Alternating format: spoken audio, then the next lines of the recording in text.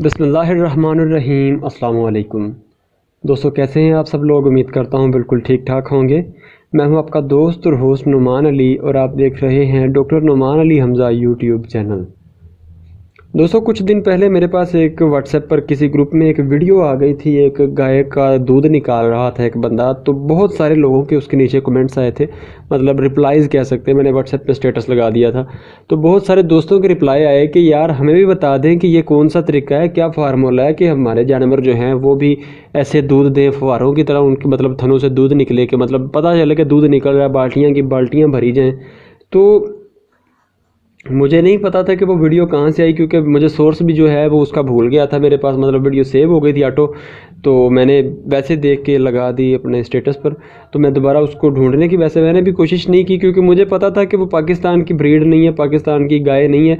आपको वीडियो में नज़र आ रही होगी, और वो पाकिस्तानी बंदे भी नहीं हैं। तो इसलिए मैंने मतलब कुछ लोगों को रिप्लाई की है, कुछ लोगों को मैं रिप्लाई नहीं कर सका, क्योंकि उनके सवाल ही कुछ ऐसे थे। कुछ लोगों का ये कहना था कि यार ये कितने की है, प्राइस क्या है इसकी, मतलब मैं उनके सामने एक किस्म का व्यापारी बन गया।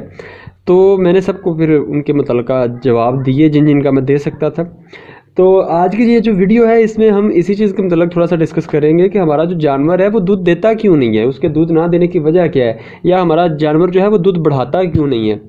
तो आइए दोस्तों, बगैर वक्त ज़ाया किए चलते हैं, वीडियो को स्टार्ट करते हैं। लेकिन वीडियो स्टार्ट करने से पहले मेरी तमाम दोस्तों से गुजारिश है कि अगर अभी तक आप लोगों ने मेरे चैनल डॉक्टर नोमान अली हमज़ा को सब्सक्राइब नहीं किया तो काइंडली पहले मेरे चैनल को सब्सक्राइब कीजिए और साथ में बने बेल आइकन को दबाकर ऑल पे क्लिक कर दीजिए, ताकि मेरी हर नई आने वाली वीडियो या कोई भी अपडेट जो है वो आपको ईजिली सबसे पहले मिलती रहे।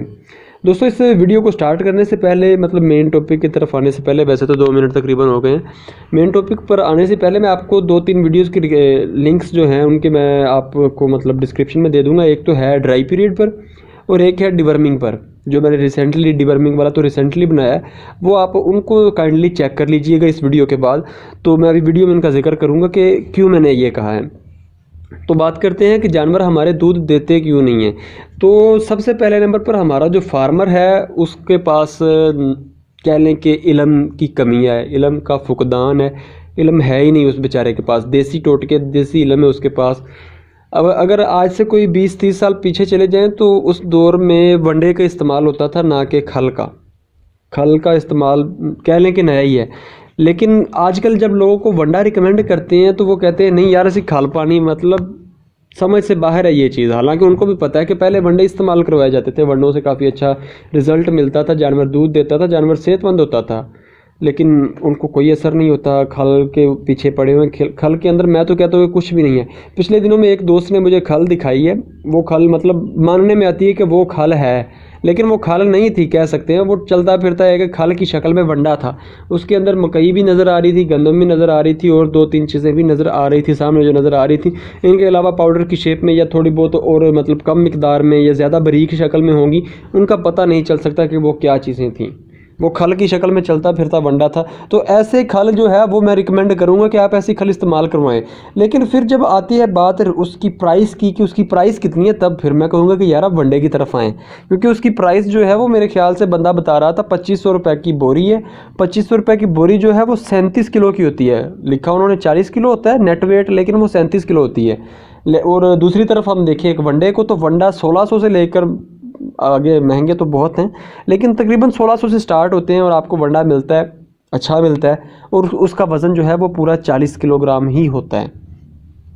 सबसे पहले नंबर पर हमारा जो फार्मर है उसके पास तालीम नहीं है, उसको ये नहीं पता कि किन किन चीज़ों की एहतियात करने की ज़रूरत है और कौन कौन से काम करने की ज़रूरत है। जो काम करने वाले होते हैं उनमें ये होता है कि जानवर की डिवर्मिंग, जानवर का गाहे बगाहे उसका कह लें कि मस्टाइटिस का टेस्ट करते रहना कि उसकी जानवर के अंदर किसी किस्म का मस्टाइटिस का कोई शक शुबा कोई चीज़ तो नहीं है। दूसरे इसके अलावा जो है वनडे का इस्तेमाल जानवर को, हमारा गर्मी जब स्टार्ट होती है तो लोगों का ये एक माइंडसेट बना हुआ है कि वंडा इस्तेमाल नहीं करवाना, वंडा इस्तेमाल करवाने से जानवर बहुत ज़्यादा गर्मी करते हैं। अभी मुझे लग रहा है कि ये वीडियो काफ़ी लंबी हो जाएगी, क्योंकि मेरे जहन में और भी सवालात निकले आ रहे हैं, तो हो सकता है कि वीडियो ये लंबी हो जाए। तो अगर हो सके तो इस वीडियो को अपना टाइम पूरा दीजिएगा। अगर आप फार्मर नहीं हैं या आपका रिलेटेड कोई फार्मर नहीं है तो काइंडली आप अभी से ही इस वीडियो को स्किप कर दें, आप अपना टाइम ज़ाया ना करें। या फिर आप कोई स्टूडेंट नहीं है तो आप इस वीडियो को स्किप कर सकते हैं अभी के अभी।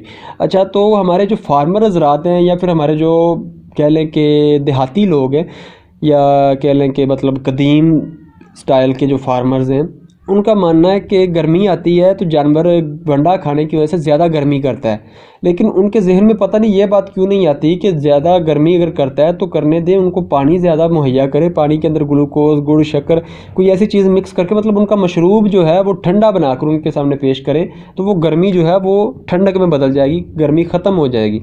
लेकिन उनके जहन में ये बात शायद नहीं जाती। मैं कह कर मैं बहुत सारे लोगों को थक चुका हूँ, लेकिन मैं फिर भी कहता रहूँगा, मुझे कोई इशू नहीं है, मैं बताता रहूँगा, मेरा तो काम ही मशवरे देना है। तो मैं ये मशवरा देता रहूँगा हर बंदे को कि वंडा इस्तेमाल करवाएं, साथ में जानवर को कम से कम दिन में एक दफ़ा नहलाएं। जो आपका लोकल जानवर है, कोई भी भैंस जो है तो वो तो बेचारी है ही वाटर लविंग एनिमल, उसको तो जितना मर्जी नहलाएं, उसको सारा दिन पानी में रखें, वो रहने को तैयार है, लेकिन उसको भी नहलाएं। एक होता है हमारे गांव में जोहड़ वगैरह जो हैं, या जिसको हम पंजाबी में छप्पड़ कह लेते हैं, ऐसी जगहों पर जानवरों को नहलाने के लिए ले जाते हैं। तो मैं मना करूंगा इस चीज़ से, क्योंकि हमें नहीं पता कि उसके पानी के अंदर क्या क्या सूरत हाल है, पानी के अंदर से कौन कौन से जरासीम जानवर के जिस्म के साथ लग कर आ जाते हैं, और वही जरासीम फिर आगे बच्चे में चले जाते हैं, और बच्चे दूध के साथ मिक्स होकर वो हमारे जिस्म में भी आ सकते हैं। तो इस चीज़ का ख्याल करना चाहिए कि जोहड़ वगैरह जो है वहाँ पर जानवरों को ना लेकर जाया जाए, ना तो वहाँ का पानी पिलाएं और ना ही वहाँ से नहलाएं वगैरह वगैरह। जानवर जितना भी वाटर लविंग है उसको घर पे आप एक तालाब बना लें। अगर आपके पास बहुत बड़ा फार्म है, बहुत ज़्यादा जानवर हैं, तो आप घर पर तालाब तैयार कर सकते हैं। अगर नहीं, सिंपली जानवरों को नहलाएं। इसके अलावा ये हो गया कि वंडा इस्तेमाल करवाएं। वंडा का इस्तेमाल ज़रूरी है। वंडे के इस्तेमाल पर भी मेरी बहुत ज़्यादा वीडियोस बनी हुई हैं कि कितना इस्तेमाल करवाना है। बाहर मेरी वीडियो है यूट्यूब पर कि आपने जानवर को वंडा इस्तेमाल किस हिसाब से करवाना है। सिर्फ इसी टॉपिक पर मेरी अकेले की वीडियो है, मैंने ये देख कर ही वीडियो बनाई थी क्योंकि मुझे कोई वीडियो नज़र नहीं आई थी। ठीक है, वंडा जो है वो हर 3 लीटर दूध के लिए 1 किलोग्राम है। ये 24 घंटे का है। मिसाल के तौर पर आपका जानवर 6 लीटर सुबह को देता है, 6 लीटर शाम को देता है। टोटल जो है वो 12 लीटर उसका दूध है। तो 12 लीटर के हिसाब से 4 किलोग्राम उसका वंडे की ज़रूरत है। ये आपने 24 घंटे में इस्तेमाल करवाना, जैसे मर्ज़ी करवाएं। अब अगर बात करते हैं, कुछ लोग कहते हैं कि गर्मी में जानवर ज़्यादा गर्मी करता है, तो आप ठंडे टाइम में इस्तेमाल करवाएं।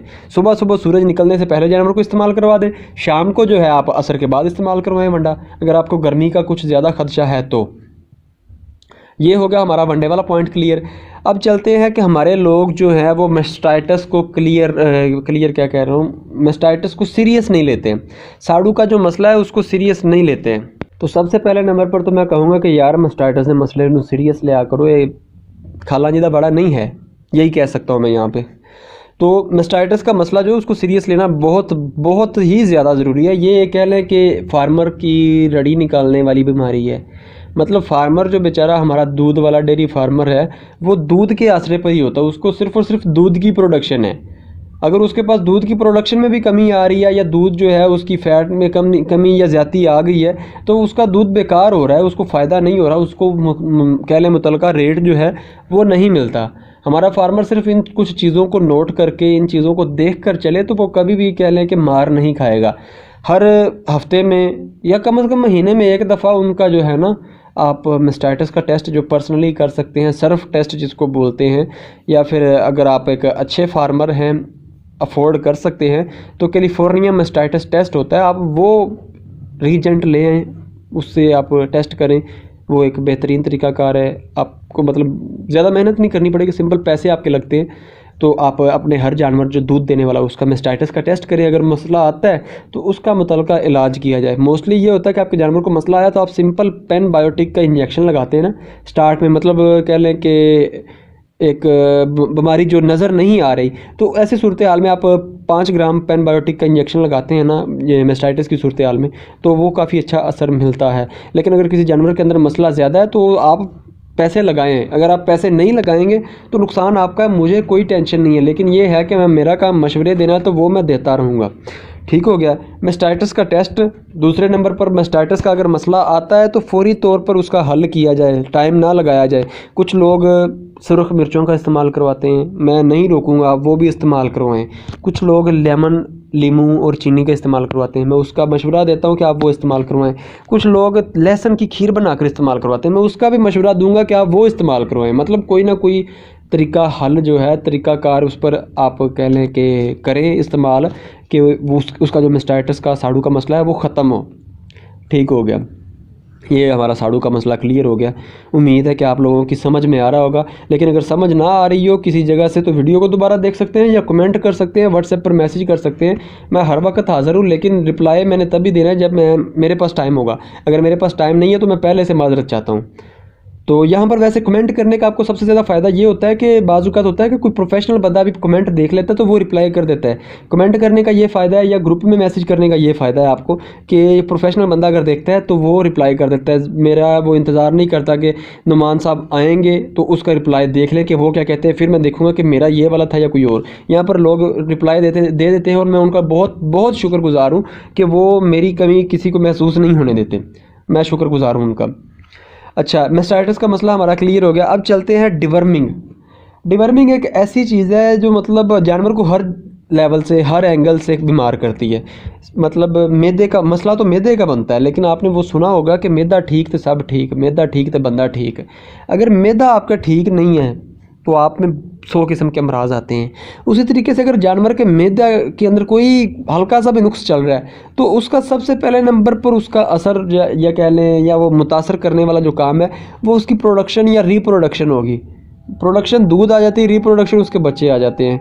तो मैदे में सबसे ज़्यादा जो नुक्स आता है वो पेट के किरम ही होते हैं। हमारे लोग ख्याल ही नहीं करते कि जानवरों को पेट के किरमा का मसला भी हो सकता है। जानवरों को 4 दफ़ा महीने में, साल में डिवर्मिंग जो है वो ज़रूर करवाएं। अभी आपको पता चल गया होगा कि मैंने वो जो 2 वीडियोस जो जिनका मैं कह रहा था वो मैं क्यों कह रहा था। अच्छा जी, जानवर की डिवर्मिंग जो है वो ज़रूर करवाएं 4 दफ़ा साल में, ज़रूर ही ज़रूर। हो सके तो साल में 1 दफ़ा उसका गोबर का टेस्ट ज़रूर करवाएं ताकि आपको पता चल जाए कि आप जो साल्ट इस्तेमाल कर रहे हैं, मिसाल के तौर पर आप फेनबेंडाजोल, अल्बेंडाजोल या फिर ऑक्सीक्लोजोनाइड, लिवामिसोल कोई इस्तेमाल कर रहे हैं, आपको पता चल जाए कि जो आप इस्तेमाल कर रहे हैं अभी तक जानवर जो है उसको उसी का फ़ायदा मिल रहा है।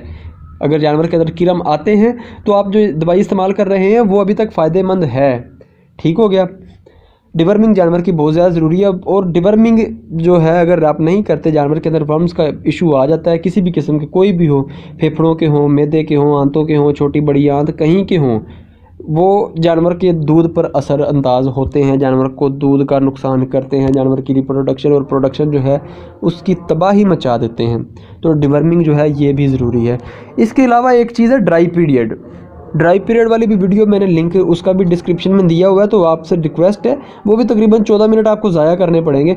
ड्राई पीरियड जो है ये जानवर को मुहैया करना बहुत ज़रूरी है। आखिरी 2 माह होते हैं, इस दौरान आपने जानवर की खुराक कम से कम करनी होती है ताकि वो दूध जो है, ख़ास करके जो कैल्शियम सप्लीमेंट्स हैं, आपने उनका इस्तेमाल कम से कम करना होता है ताकि जानवर जो है वो दूध कम कर जाए, दूध सुखा जाए और उसका हैवाना जो है ना वो कह लें कि रिपेयर हो जाए, उसकी रिपेयरिंग हो जाए, उसके जो सेल्स हैं वो रीन्यू हो जाएं ताकि वो आने वाले टाइम में दूध अच्छे तरीके से दे सके। अगर जानवर के सेल्स रीन्यू नहीं होते, पुराने सेल्स के ज़रिए से दूध आता रहता है, वो फटे पुराने होते हैं बेचारे, तो वो जाहिर सी बात है दूध की कमी आएगी जानवर में, जानवर पूरा दूध नहीं दे पाएगा। क्योंकि कह लें कि अगर एक सेल की शेल्फ़ लाइफ कह लें 7 माह है और आप उसको इस्तेमाल करते हैं 14 माह या 18 माह तक, तो वो कभी भी आपको उस तरीके से प्रोडक्शन नहीं देगा। तो इसलिए आपका हक बनता है, फ़र्ज़ बनता है कि उसको इतना टाइम दें कि वो अपने आप को रीन्यू कर सके अंदर से। हवाना जो है वो इस ड्राई पीरियड के दौरान रीन्यू होता है और उसका मतलब बहुत, आप यार एक दफ़ा जाकर वो वीडियो देखें, वो उसमें मैंने बड़ी तफसील से बताया इस चीज़ को कि ड्राई पीरियड के फ़ायदे क्या क्या हैं। इसके अलावा एक चीज़ आती है मिनरल मिक्सचर।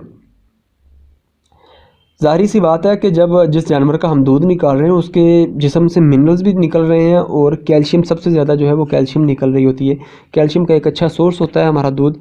तो आपको इस पर्पज़ के लिए मिनरल्स मिक्सचर जो है वो इस्तेमाल करवाना बहुत ज़रूरी है। बहुत सारे लोगों को मिनरल मिक्सचर का पता ही नहीं होता। मिनरल मिक्सचर जानवर को ज़रूर इस्तेमाल करवाएं, LS मिनरल्स इस्तेमाल करवाएं और डाई कैल्शियम फॉस्फेट जो है DCP जो है उसका भी इस्तेमाल करवाएं अपने जानवरों को। इसके अलावा एक चीज़ आती है नमक का डल्ला, वो भी आपके जानवर की खुरली में पड़ा होना चाहिए। गाहे बगाहे जानवर उसको चाटता रहता है, वो बिल्कुल ऐसे ही है जिस तरीके से हमें कहते हैं कि खाना खाने के बाद कुछ मीठा हो जाए। हकीम जो हैं पुराने वो यही कहते हैं कि आप खाना खाने के बाद एक टाफ़ी के बराबर गुड़ जो है ना वो अगर खाते हैं तो आपको वो बहुत ज़्यादा फ़ायदा देता है, आपका हाजमा बहुत सेट रखता है।